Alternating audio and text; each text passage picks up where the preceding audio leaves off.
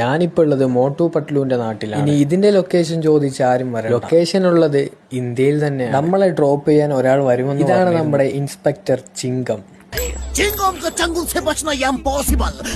ആള് പോലീസുകാരനാണെങ്കിലും നമുക്ക് പറ്റിയ. ചിങ്കം പറഞ്ഞത്, നീ ഇത്രയും ക്ഷീണിച്ചതല്ലേ, നമുക്കൊരു ചായ കുടിക്കാൻ വന്ന. പിന്നെ നമ്മൾ നേരെ പോയത് മോട്ടു പട്ലുവിന്റെ ഫേവറേറ്റ് ചായ. ഇനി ഹെൽമെറ്റ് വെച്ചില്ലല്ലോ എന്ന് പറഞ്ഞ ആരും വരണ്ട, ഇവിടെ ഹെൽമെറ്റ് വെക്കൽ നിർബന്ധം. ഇത് മനോഹരമായ, നമ്മൾ പണ്ട് കാർട്ടൂണിലൊക്കെ കാണുന്ന അതേ കാർട്ടൂൺ ആണെങ്കിലും ഞാനിപ്പോൾ ഉള്ളത് റിയൽ ലൈഫിലാണ്. ഇതിന്റെ ലൊക്കേഷൻ ഞാൻ പറഞ്ഞുതരൂല. അങ്ങനെ നമ്മൾ നമ്മുടെ ഡെസ്റ്റിനേഷൻ, അതായത് നമ്മുടെ ചായക്കട. ഇവിടത്തെ ചായയും സമൂസയും വേൾഡ് ഫേമസ് എന്നാണ്. അതല്ലടോ, ഈ ചായക്കടക്കാരൻ എന്നെ അറിയാം, ഞാൻ അത്രയ്ക്കും ഫേമസ് ആണ്. ചിങ്കം പറഞ്ഞത് എനിക്കിവിടെ കുറെ ഫാൻസ്. അങ്ങനെ വർത്താനം പറയുമ്പോഴാണ് നമ്മുടെ ചായക്കടക്കാരൻ ചായ റെഡിയായെന്ന് പറയുന്നത്. ചായന്റെ മണം മൂക്കിലടിച്ച് കയറി. ഞാനൊന്നും നോക്കിയില്ല, അവിടെ തന്നെ ഒരു രുചി നോക്കി. ഒരു രക്ഷയില്ല, ചായ. ചിങ്കത്തിന് നിങ്ങളോട് ജീവിതത്തിൽ ഒരിക്കലെങ്കിലും ചായ കുടിക്കാൻ ഇങ്ങോട്ട് വരണമെന്ന്. പിന്നെ നോക്കിയപ്പോ രണ്ടാളുകൾ ഇങ്ങോട്ട്. മോട്ടു പട്ലുവിന്റെ കൂട്ടുകാരും ചായ കുടിക്കാനാണ് ഇവിടെ വന്നത്. ടേസ്റ്റ് ആണോ ഇവിടത്തുള്ള ചായ? അങ്ങനെ കഥ പറഞ്ഞിരിക്കുമ്പോഴാണ് നല്ല സമൂസ റെഡി. ചായക്കടേന്റെ ലൊക്കേഷൻ വേണം. എന്നാ നിങ്ങളുടെ ചായ കൂട്ടുകാരനെ മെൻഷൻ ആക്കിയിട്ട് ലൊക്കേഷൻ ഒന്ന് കമന്റ് ഇട്ടോ. സമൂസേന്റെ മണം മൂക്കിൽ അടിച്ചു കയറുന്നുണ്ട്.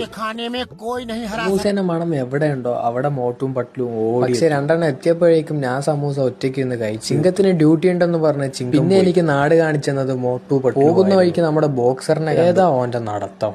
ചെക്കൻ എന്നെ കണ്ടപ്പോ തന്നെ ഓടി വന്ന്. അങ്ങനെ അവന്റെ കോമ്പറ്റീഷന്റെ കാര്യങ്ങളൊക്കെ പറഞ്ഞിരിക്കുമ്പോഴാണ് ഡോണിന്റെ വണ്ടി കാണുന്നത്. പേര് ഡോൺ ആണെങ്കിലും ആള് ഈ നാട്ടിലെ മണ്ടനാണെങ്കിലും ഈ നാട്ടിലെ വില്ലനും കൂടിയാണ്. ഡോണ് മാത്രമല്ല, അവന്റെ രണ്ട് ശിങ്കടികളും എന്നെ കണ്ടപ്പോൾ വന്ന് കൈ. പക്ഷെ എനിക്കല്ല അവർ കൈ തന്നത്, പരസ്പരം തന്നെ അവർ കൈക്കോ. അതല്ലടോ, ഇവരെന്തിനാ എന്റെ അടുത്ത് വന്നത്? ഇവര് പറയുന്നത് കുറെ ആയിട്ട് എനിക്ക് മെസ്സേജ് അയച്ചു എന്നാണ്. എന്നിട്ട് ഞാൻ റിപ്ലൈ കൊടുക്കാത്തതിന് ദേഷ്യമാണ് ഇപ്പൊ എന്റെ അടുത്ത്. പക്ഷെ ഞാൻ അവരോട് പറഞ്ഞത് റിപ്ലൈ തന്നില്ലെങ്കിലും ഞാൻ നിങ്ങളെ കാണാൻ നേരിട്ട് വന്നില്ലേ എന്ന്. അങ്ങനെ പറഞ്ഞതുകൊണ്ട് ഞാൻ കഴിച്ചില്ലേ അവിടെ. അപ്പൊ ഗായ്സ്, ഇതിന്റെ പാർട്ട് 2 വേണമെങ്കിൽ ഇപ്പൊ തന്നെ കമന്റ് ഇട്ടോളി.